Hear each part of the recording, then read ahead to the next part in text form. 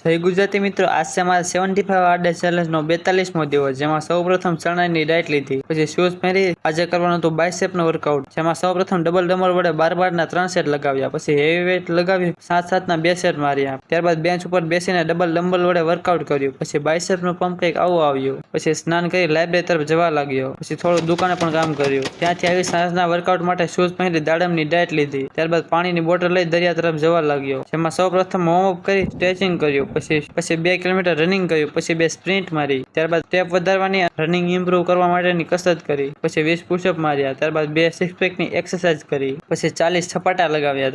ત્યારબાદ શરીર ઉલાળી 10 પુશઅપ માર્યા, પછી બોડીનું કન્ડિશન આવું જોવા મળ્યું, પછી કચરો એકત્રિત કર્યો જે સ્વચ્છતા માટે બહુ ઉપયોગી છે, પછી કચરો એક જગ્યાએ ઠેલવી દીધો, પછી આ સાથે ભગવદ્ ગીતામાં આત્મા વિશે વાંચન કર્યું, જેમાં વાંચ્યું કે આત્માને કોઈ પણ શસ્ત્રથી છેદી શકાતો નથી, અગ્નિથી બાળી શકાતો નથી, પાણીથી ભીંજવી શકાતો નથી અને પવનથી સૂકવી શકાતો નથી.